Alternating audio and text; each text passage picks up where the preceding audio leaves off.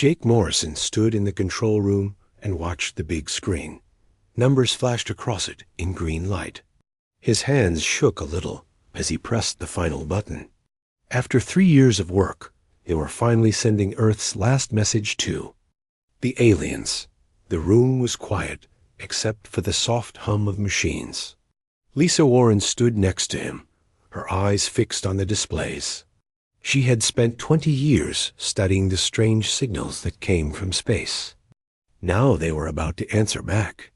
"Signal strength is good," said Tom Bradley from his station.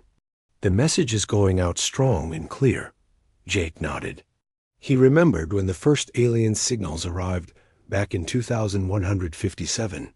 He was just a kid then, but everyone on Earth got excited. Finally, proof that humans were not alone in the universe. But the excitement quickly turned to confusion. The aliens were talking, but nobody could understand what they were saying. For decades, the best minds on Earth tried to decode the messages. The signals came from different places in space. Some came from nearby star systems. Others came from much farther away. All of them seemed to be trying to tell Earth something important. Lisa was the first person to figure out what the aliens were really doing.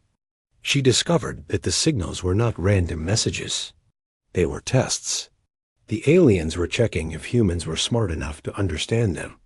"The message is reaching the edge of our solar system now," announced Carol Davis from the tracking station. "It should reach the first alien outpost in 6 hours." Jake looked around the room at his team. They had worked so hard to get to this moment. The message they were sending contained everything humans had learned about science, art, and culture. It also contained something else. A challenge. The message said, "We are ready. Are you?" Those 5 words had caused big arguments among Earth's leaders. Some people thought it was too bold. Others worried it might make the aliens angry. But Lisa convinced everyone that it was the right thing to do. "The aliens have been testing us for over 100 years, she had explained to the World Council. "They want to see if we're ready to join them. We need to show them that we're not afraid anymore." The first alien signal had been simple. It was just numbers in a pattern. Earth scientists quickly figured out it was mathematics. They sent back their own number patterns. The aliens responded with more complex puzzles about physics and chemistry. Over the years, the tests got harder. The aliens asked questions about human society. They wanted to know how humans treated each other. They sent pictures of their own worlds and asked humans to describe Earth. Some tests were scary. The aliens showed images of wars and destruction. They wanted to know if humans could solve problems without fighting. Earth's leaders had to work together to answer these questions. Jake remembered the hardest test of all. 3 years ago, the aliens had sent a message that seemed to say, "Show us you are united." Every country on Earth had to agree on one single response. It took months of meetings and arguments, but finally they did it. "Signal has passed Jupiter," called out Mike Rogers. "Still strong." Lisa walked over to the main display. She pointed to a chart showing all the alien signals Earth had received. "Look at this pattern," she said. The signals always came in groups of 3. First a test, then a harder test, then a pause. We've been through 27 complete cycles. Jake studied the chart. "And our message makes it cycle 28? "I think so. But this time, we're not just answering their test. We're giving them a test of our own." The idea was brilliant. Instead of waiting for the aliens to ask another question, humans were asking their own. The message contained all of human knowledge, but it also asked the aliens to share their knowledge too. "Contact in 3 hours, announced Carol. The room fell silent again.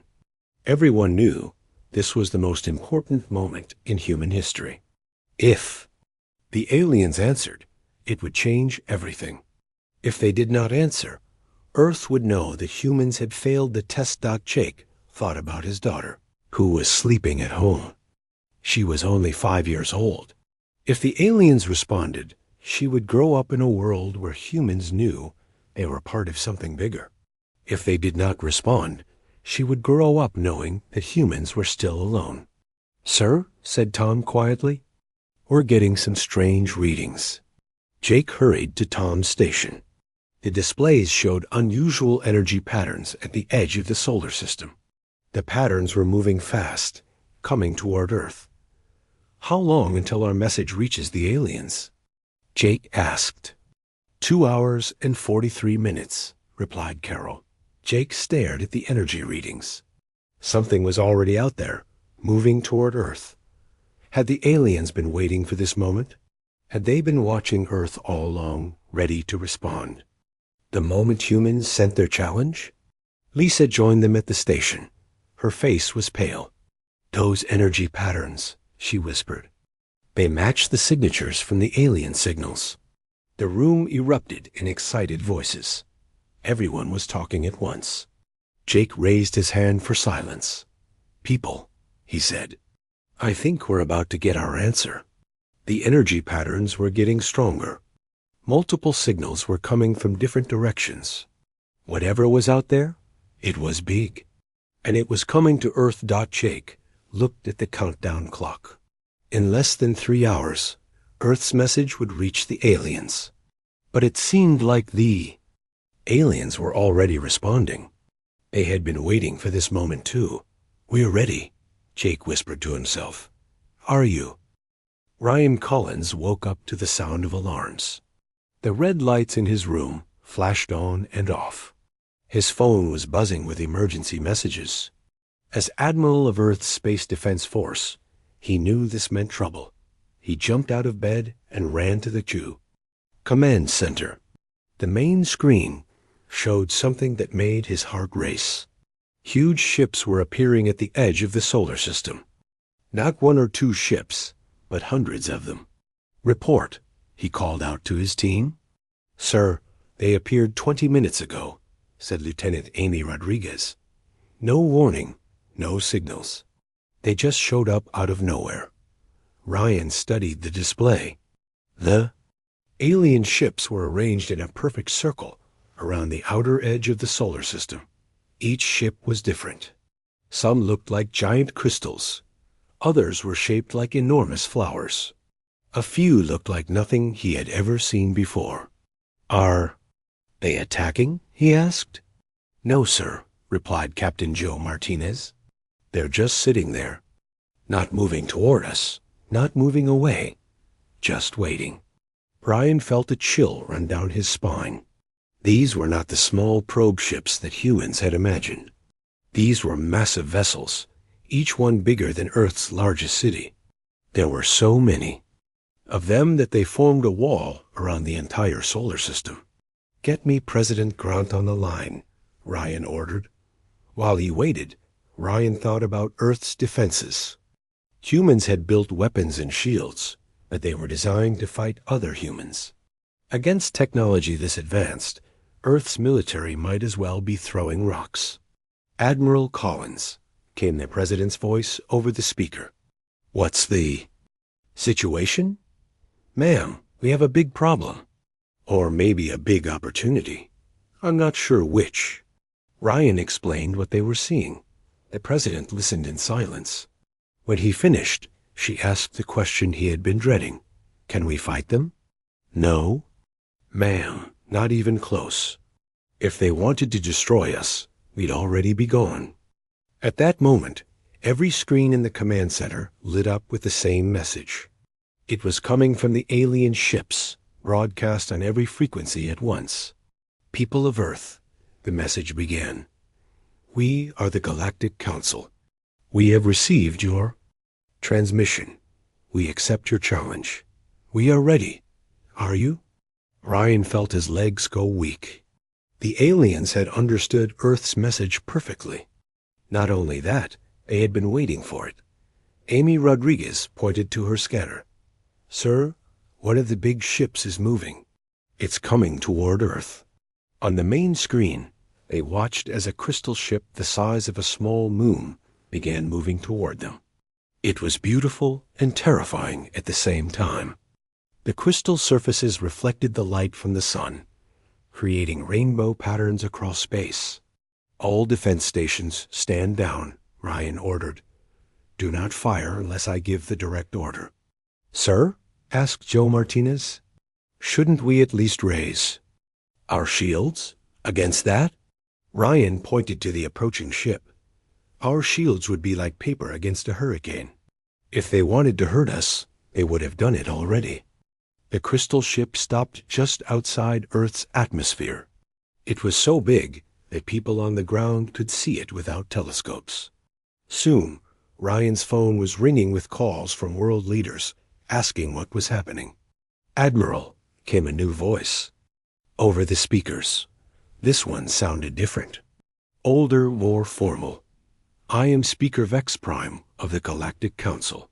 We request permission to send a small craft to your planet for face-to-face communication. Ryan looked at President Grant's image. On his screen, she nodded slowly. Permission granted, Ryan replied. But just one small craft. Understood. We will land at the coordinates we are sending you now. Ryan looked at the coordinates. They were for a flat area in Nevada, far from any cities. The government had built a secret landing pad there years ago, hoping that someday they might need it for exactly this situation. Admiral, said Amy Rodriguez, look at this.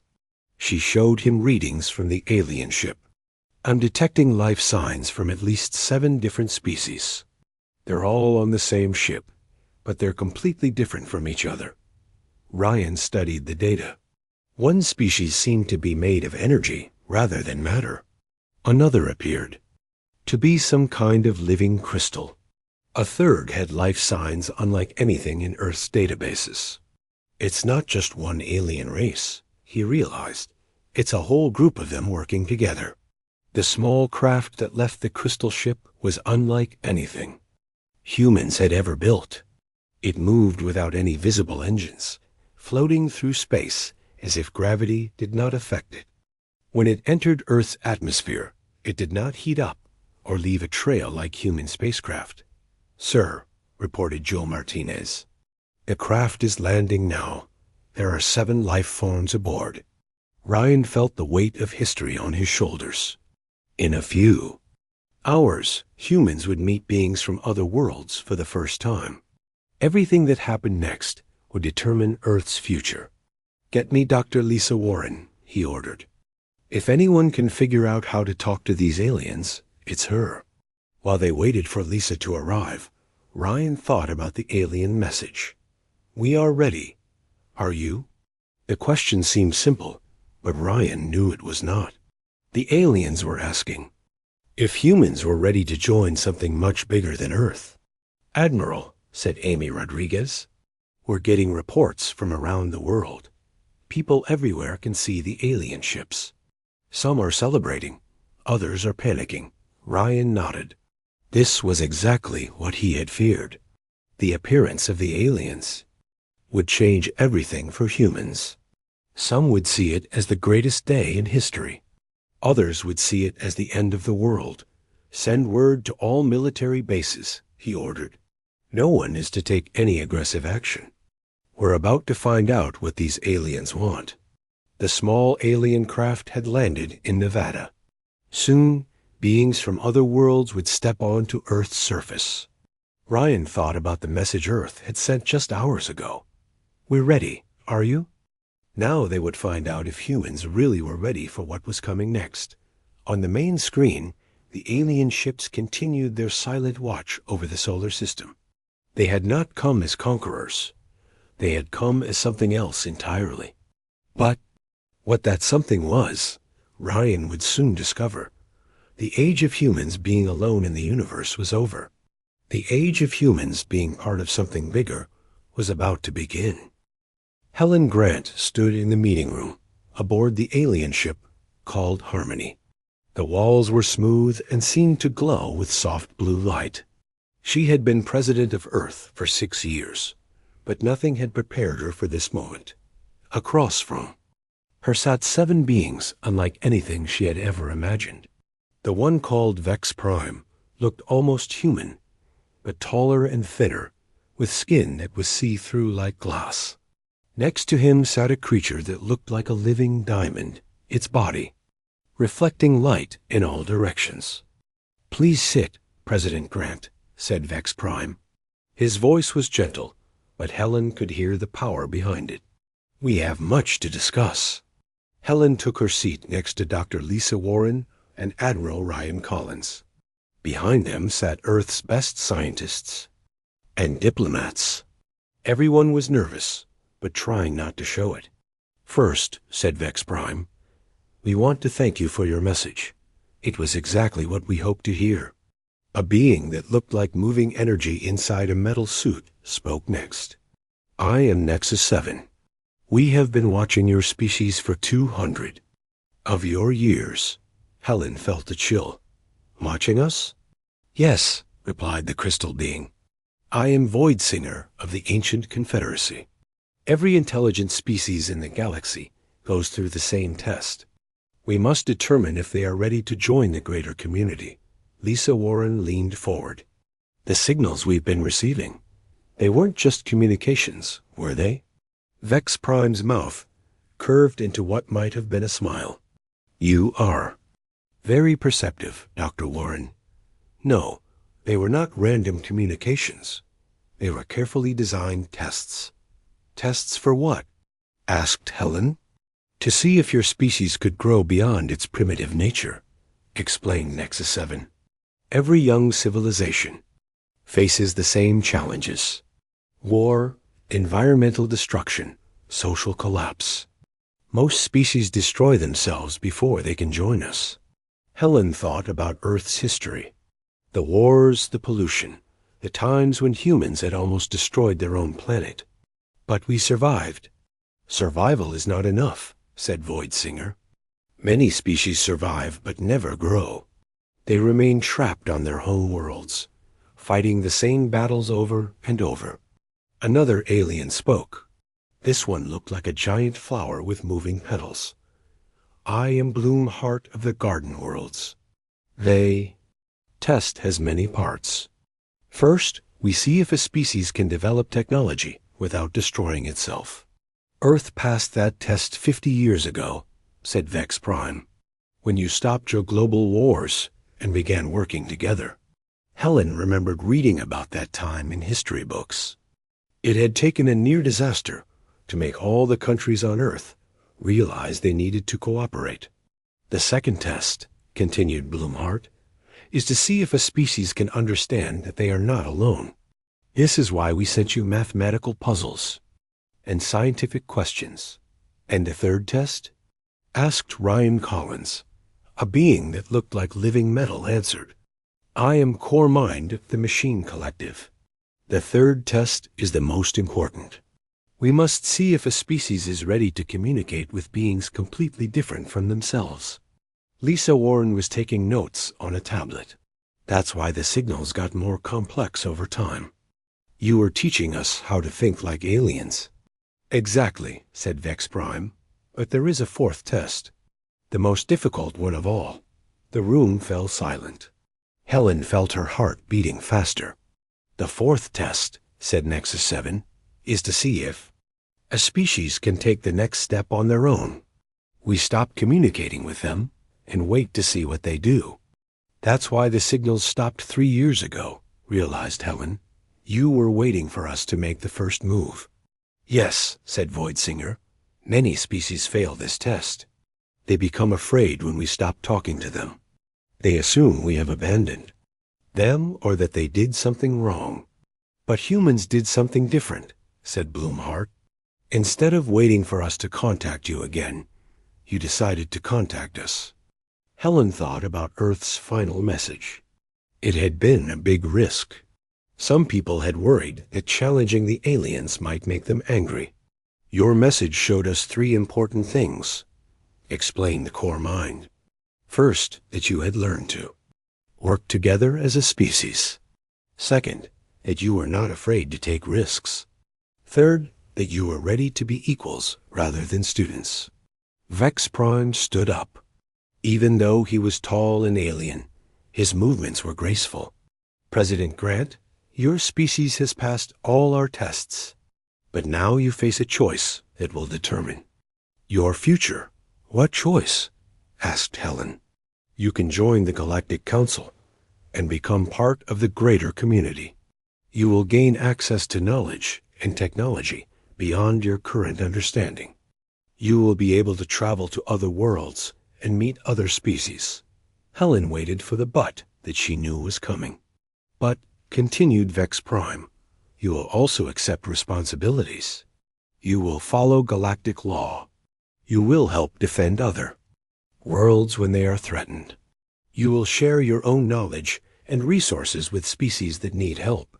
And if we choose not to join? Asked Ryan Collins. Nexus-7 answered. Then you remain on Earth. We will not contact you again. You will be left to develop on your own, knowing that there is a greater community out there, but being unable to join it. Helen looked at her team. She could see the excitement in their eyes, but also the fear. This was the biggest decision in human history. There is one more thing you should know, said Bloomhart. Not every species that passes the tests chooses to join us. Some prefer to remain isolated. We respect that choice. How many species are in the council? Asked Lisa Warren. Currently, there are 43 member species, replied Voidsinger. Each one brings something unique to the community. The question is, what would humans bring? Helen had been wondering the same thing. What made humans special compared to these advanced alien species? We have studied your species carefully, said Core Mind. Humans have something unusual. You combine creativity with determination in ways we have rarely seen. You solve problems that other species cannot solve. You also have something else. Added Vex Prime. You have hope. Even when things seem impossible, humans keep trying. This is a rare quality in the galaxy. Helen felt a surge of pride. Despite all their problems, humans had something that advanced alien species found valuable. How long do we have to decide? She asked. Take as long as you need, replied Nexus-7. We have waited 200 years for this moment. We can wait a little longer. The meeting continued for hours. The aliens answered questions about their technology, their worlds, and their laws. They explained what membership in the Council would mean for Earth. Finally, Helen stood up. We need to return to Earth and discuss this with our people. This decision belongs to all of humanity, not just to us. We understand, said Vex Prime. We will wait for your answer. As they prepared to leave the alien ship, Helen looked back at the 7 beings who had just changed human history forever. The test was over, but the real challenge was just beginning. Kevin Foster paced back and forth in the Pentagon's secure briefing room. As Earth's top military commander, he had fought in wars and faced impossible situations. But this decision was harder than any battle he had ever fought. The risk is too great, he said to the assembled world leaders. If we join this Galactic Council, we give up our independence. We become just another member of their club, following their rules. President Helen Grant watched him from her seat at the head of the table. She understood his concerns. The military's job was to protect Earth, and Kevin saw the aliens as a potential threat. But what if we don't join? Asked Dr. Susan Clark, Earth's leading expert on ethics and philosophy. We'll be alone forever, knowing there's a whole galaxy out there that we can't be part of. Around the table sat leaders from every major nation on Earth. They had been debating for 3 weeks since the meeting with the aliens. The alien ships still waited at the edge of the solar system, neither threatening nor leaving. Let's look at the facts, said Chancellor Maria Santos from the European Federation. The aliens have technology we can't even understand. If they wanted to conquer us, they would have done it already. That's exactly my point, replied Kevin. They're so much more advanced than us. How can we be equals with beings who could destroy our entire planet without effort? Dr. Lisa Warren, who had spent her career studying alien signals, spoke up. Because they don't want to destroy us. They want to help us grow. Everything they've done shows that. But at what cost? Asked Prime Minister Chon Wei from the Asian Alliance. They said we'd have to follow galactic law. What if their laws conflict with our values? Susan Clark had been thinking about this question for weeks. That's why they tested us for so long. They wanted to make sure we were compatible with their society before inviting us to join. President Grant looked at the reports spread across the table. Public opinion polls showed that most people on Earth were excited about joining the aliens, but many were also afraid of what it might mean. What? About our sovereignty? Asked President Jackson from the African Union. Will we still control our own planet? According to what they told us, replied Helen, member species keep control of their home worlds. The Council only makes decisions about things that affect the whole galaxy. Kevin Foster stopped pacing and faced the group. You're all missing the biggest issue. What if there's a war? The aliens said we'd have to help defend other worlds. Are we ready to send human soldiers to die for alien planets? The room fell silent. This was the question that worried everyone the most. Maybe that's exactly why they want us, said Dr. Clark. They said humans have something special. Our determination, our hope. Maybe we're not joining as junior partners. Maybe we're joining as equals who bring something valuable to the table. Meanwhile, in a small office in Colorado, Danny Martinez was making a discovery that would change everything. Danny worked as a communications technician, monitoring the alien signals that continued to come from the waiting ships. Dr. Warren, he called excitedly into his phone.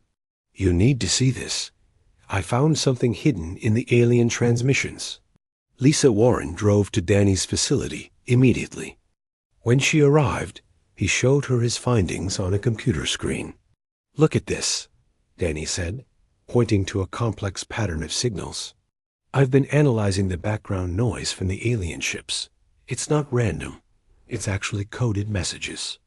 Lisa studied the patterns. Messages from who? From other species that faced the same choice we're facing now. Listen to this. Danny played an audio file. The voice was clearly alien, but the universal translator made it understandable. To the species currently being tested, do not fear. I am Commander Zeth 9 of the Helix Worlds. We joined the Council 50 years ago. It was the best decision our species ever made. We are still ourselves, but we are also part of something greater. Lisa felt goosebumps on her arms. There are more?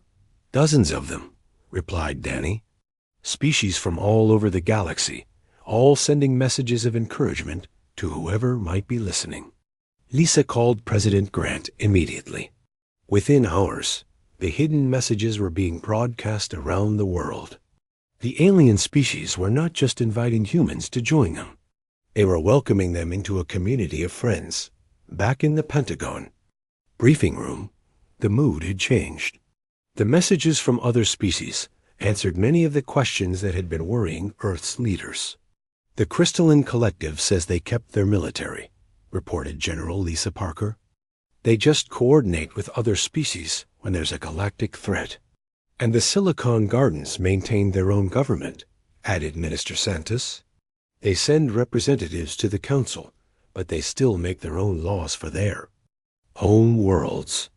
Kevin Foster was reading a message from a species called the Iron Clans. This is interesting. They were warriors like us. They were afraid of losing their fighting spirit. But they say joining the Council made them stronger, not weaker. President Grant looked around the table. She could see that opinions were starting to change. The fear was being replaced by excitement. There's one more thing we need to consider, said Dr. Clark. What happens to humanity if we stay isolated? We'll always wonder what we missed. Our children will grow up knowing there's a whole galaxy out there, but they'll never get to see it. And the aliens won't wait forever, added Lisa Warren. They said they'd respect our choice, but they also said they won't contact us again if we refuse. This is a one-time offer. Kevin Foster sat down heavily in his chair. As a military man, he had always been taught to be suspicious of potential enemies. But the more he learned about the aliens, the more he realized they weren't enemies at all. You know what? He said finally. Maybe it's time for humans to stop being afraid of the unknown. We've always been explorers. Maybe it's time to explore the galaxy. One by one, the world leaders began to voice their support. The decision was becoming clear. President Grant called for a formal vote. All in favor of joining the Galactic Council? Every hand in the room went up. All opposed? No hands were raised. Then it's unanimous, said Helen Grant. We're going to join the galactic community. Outside, the alien ships continued their patient wait. Soon, they would receive Earth's answer. Humanity was ready to take its place among the stars. The age of isolation was ending. The age of exploration was about to begin. Helen Grant stood at the podium in the United Nations building. The entire world was watching as she prepared to speak. Behind her, the flags of every nation on Earth hung in silence. In front of her, representatives from every country waited to hear the most important announcement in human history. Citizens of Earth, she began, her voice steady despite the magnitude of the moment. 3 weeks ago, we were visited by beings from beyond our world. Today, I stand before you to announce our response to their invitation. The room was completely silent. Outside, people around the world had stopped what they were doing to watch the broadcast. After careful consideration and consultation with leaders around the globe, we have made our decision. We, the people of Earth, accept our place among the stars. We are ready to join the Galactic Council. The reaction was immediate. In the UN building, delegates erupted in cheers. Around the world, people celebrated in the streets. Church bells rang, fireworks exploded, and crowds gathered in city centers to share the moment. But Helen wasn't finished. This decision marks the beginning of a new chapter for humanity. We will learn from our galactic neighbors, and we will contribute our own unique gifts to the cosmic community. High above Earth, the alien ships received the message simultaneously. On the crystal ship Harmony, Vex Prime turned to his fellow council members. They have chosen wisely, he said. Begin the integration process. The changes began immediately. Within hours, small alien craft were landing at major cities around the world, not as conquerors, but as teachers and helpers. Each craft carried technology that would transform human civilization. In Tokyo, Dr. Kenji Nakamura watched in amazement as alien engineers showed him how to build power plants that created energy from nothing more than sunlight and air. The technology was so advanced that it seemed like magic. Your species will no longer need to burn fossil fuels, explained Nexus 7 through a translator device. This power source will provide clean energy for centuries. In London, Professor Sarah Williams worked alongside a being called Bloom Hart to develop new medicines. The alien knowledge of biology was so advanced that diseases that had plagued humanity for millennia could now be cured in days. Your species has such interesting genetics, Bloom Hart observed. You adapt so quickly to new environments. This trait will be valuable as you spread across the galaxy. In New York, Tony Rodriguez had been chosen to command the first human starship built with alien technology. The ship, called New Horizon, was unlike anything humans had ever created. It could travel between stars and days rather than centuries. The design combines human engineering with council technology, explained Core Mind as they toured the ship. Your species thinks about problems differently than we do. This ship is better than anything we could have built alone. Tony ran his hand along the smooth walls of the ship's bridge. "When do we leave?" "Whenever you're ready," replied Cormind. "The galaxy is waiting to meet you." But the most surprising discovery came from an unexpected source. Dr. Susan Clark, the philosopher, who had argued for joining the council, was working with alien sociologists to understand how different species interacted. "Your species has a unique ability," explained Voidsinger during one of their meetings. "You can understand and communicate with beings that are completely different from yourselves." "How is that unusual?" asked Susan. "Most species in the galaxy can only relate to others who are similar to them. But humans seem to be able to bridge gaps between completely different types of beings." This discovery led to humans being asked to help solve problems that had puzzled the council for years. Species that had been unable to communicate with each other found that human diplomats could help them understand each other. Within 6 months, human ambassadors were working throughout the galaxy. Captain Amy Rodriguez found herself mediating a dispute between the energy-based Nexus Empire and the silicon-based Crystal Collective. The two species had been misunderstanding each other for centuries. "The problem is that you're both trying to communicate using concepts that don't exist in the other's culture," Amy explained to both sides. "Let me help you find common ground." It took weeks of patient work, but eventually the two species reached an agreement that had seemed impossible before. The success led to humans being invited to help with other diplomatic crises. Back on Earth, the changes were everywhere. Cities began to grow upward and outward using alien building techniques. Transportation systems that floated above the ground replaced old roads. Schools taught children about dozens of different alien cultures. But perhaps the most important change was in how humans saw themselves. Jake Morrison, now working at the expanded Space Communications Center, often stood at his window and looked up at the stars. Each point of light might be home to friends and allies. Commander Morrison called his assistant, Carlos Martinez.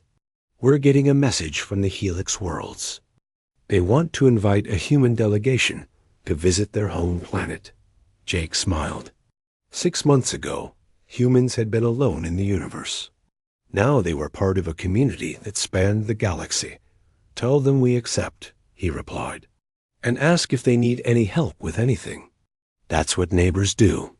The transformation wasn't without challenges. Some humans found it difficult to adjust to the idea of alien neighbors. Others worried that Earth was changing too quickly. But most people embraced the new reality with enthusiasm. President Grant, now serving as Earth's first representative to the Galactic Council, often reflected on how far humanity had come. During her first council meeting, she had been nervous about representing her species among beings with thousands of years of experience. She quickly discovered that the other council members valued human perspectives. When the council faced a problem, they often turned to the human representative for a fresh approach. "Your species sees solutions that we miss," Vex Prime had explained. "You combine logic with intuition in ways that are very effective." 1 year. After joining the council, Helen stood on the observation deck of the council's main station. Through the transparent walls, she could see ships from dozens of different species coming and going. Some looked like jewels, others like living creatures, and a few like geometric shapes that defied description. But among them were human ships, their design unmistakably different from all the others. They had a quality that the aliens called bold and hopeful. The ships looked like they were eager to explore new worlds and meet new friends. "Admiral Grant," came a voice behind her. She turned to see Commander Tony Rodriguez, back from his latest mission to the far edge of the galaxy. "How was the exploration, Tony?" "Incredible," he replied. "We found 3 new star systems with planets that might support life. The Council wants to send a joint expedition to investigate." Helen nodded. "Any volunteers for the mission?" Tony grinned. "Every human ship captain in the fleet." As Helen watched the ships moving through space, she thought about Earth's last transmission. To the aliens. "We're ready, are you?" The answer had been more than any human could have imagined. The aliens hadn't just been ready to meet humanity. They had been waiting for humans to join them in creating something better than any species could achieve. Alone, the galaxy was vast and full of wonders. And now, finally, humans were part of it all. The age of isolation was over. The age of exploration had begun, and the universe would never be the same.